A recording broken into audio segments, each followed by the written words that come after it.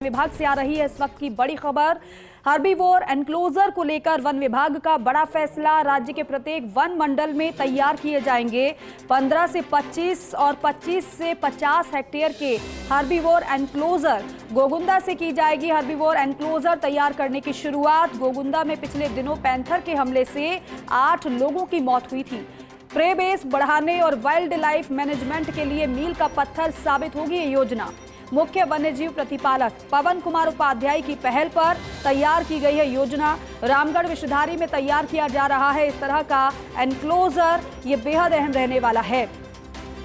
Associate editor निर्मल तिवारी हमारे साथ phone line पर है। निर्मल जी, इस फैसले को किस तरीके से देखा जाए, इस योजना के बारे में जरा बताइएगा। देखिए दीपिका, बहुत जरूरी था कि इस तरह के एनक्लोजर प्रदेश के अंदर बनाए जाए और लगातार मुख्य वन्यजीव प्रतिपालक पवन उपाध्याय इस तरह की कोशिश भी कर रहे थे।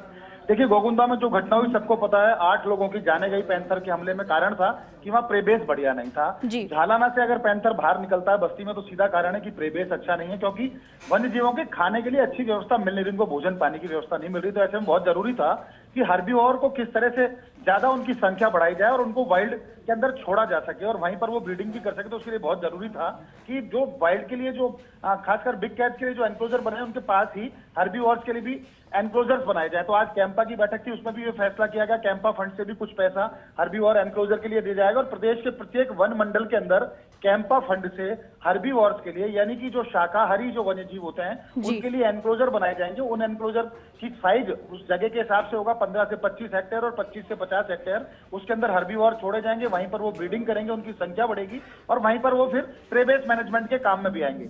और इसके साथ साथ ही जो टाइगर रिजर्व का जो कॉरिडोर है, अगर हम धौलपुर से लेकर कुंभलगढ़ तक की बात करते हैं या मुकंदरा तक की बात करते हैं, तो उसमें हर 50 किलोमीटर के बाद एक हर्बीवोर का एनक्लोजर बनाया जाएगा।